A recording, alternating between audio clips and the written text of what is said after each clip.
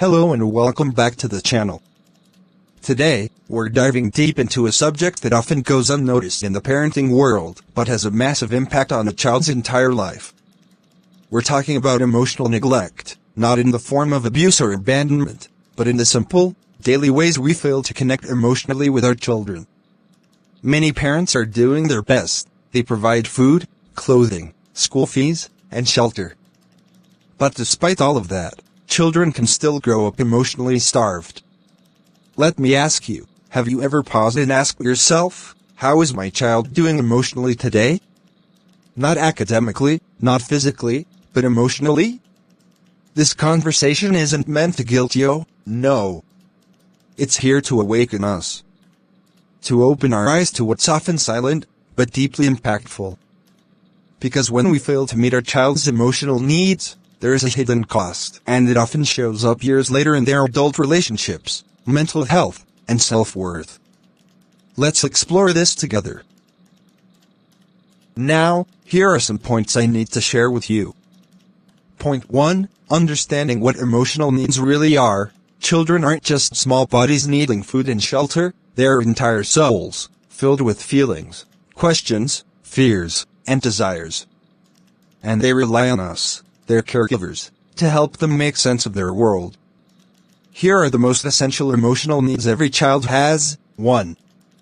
Love and affection. Children need to know they are loved, not just through words, but actions, consistent, warm, and safe. 2. Security. They must feel protected emotionally and physically. That means they need stability in routines, relationships, and boundaries. 3. Attention. Not just being physically present, but emotionally engaged. Eye contact, listening, sharing stories. 4. Empathy and validation. Children need to feel that their emotions are seen, heard, and accepted. "You're okay" doesn't always help. Sometimes they need, "I understand why you feel that way." 5. Encouragement and support, especially in failure or fear. Emotional support builds confidence more than praise for achievements ever will. 6. Consistency and presence. One moment of deep presence is worth more than hours of distracted time.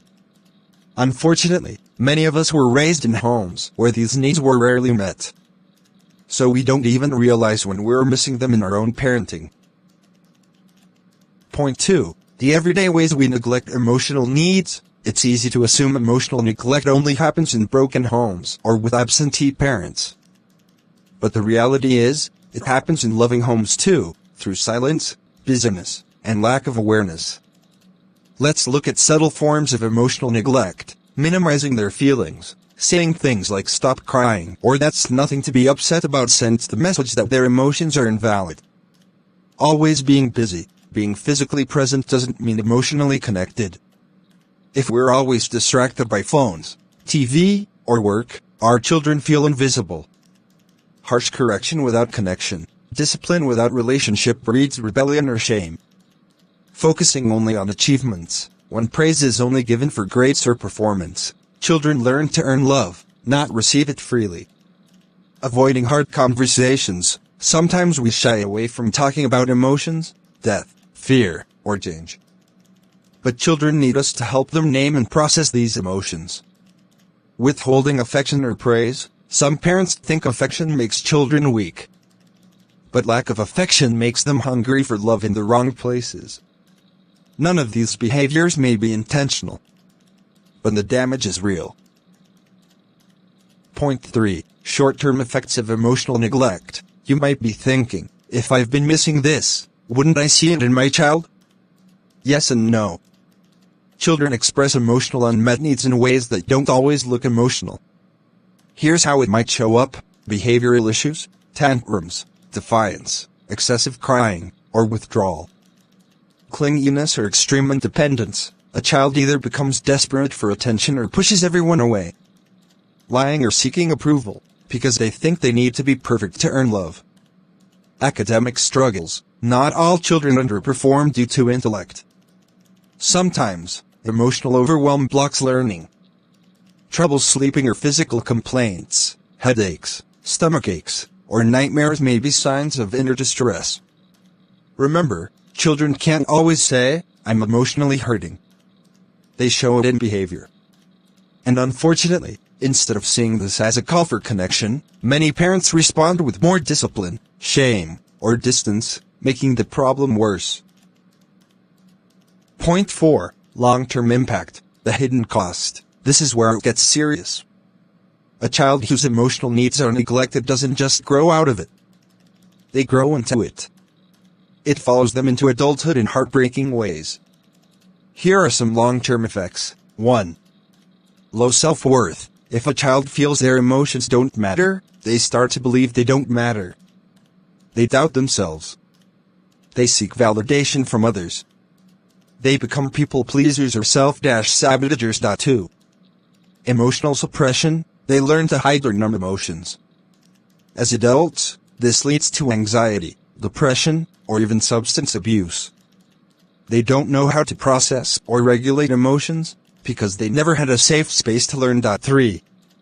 Relationship problems. Many emotionally neglected children grow up to fear intimacy. They either become overly dependent or avoidant in relationships. Why? Because deep down, they don't believe they are lovable just as they are. 4. Parenting challenges. Yes, the cycle continues. They struggle to connect emotionally with their own children because no one connected with them. And what's unhealed is often repeated. 5.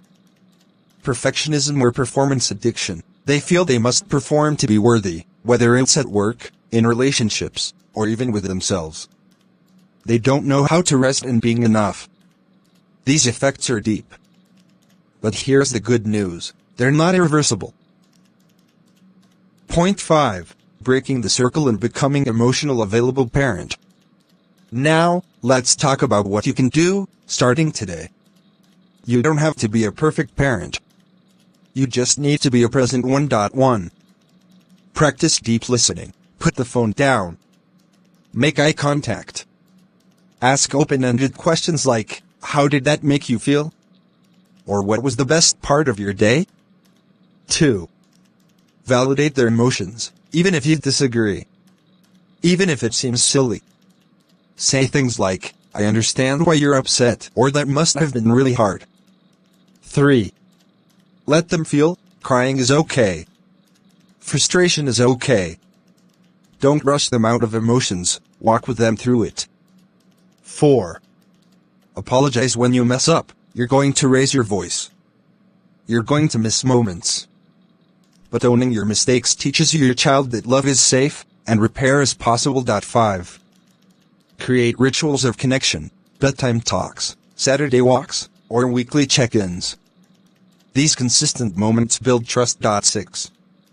Model emotional health. Let your child see you express feelings in healthy ways. Say things like, "I'm feeling overwhelmed, so I'm going to take a short break." You're not being weak, you're being real.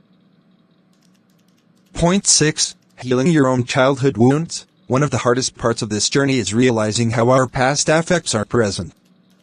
If you were emotionally neglected as a child, you might have trouble expressing your feelings. A fear of vulnerability. A habit of minimizing emotions. A belief that your needs don't matter. Here's what you need to know. You are not broken. You were just emotionally unequipped. But now, as an adult, you have the chance to give yourself the compassion you never received. Consider therapy. Read books on emotional intelligence. Journal. Find support. Your healing matters, not just for you, but for your children.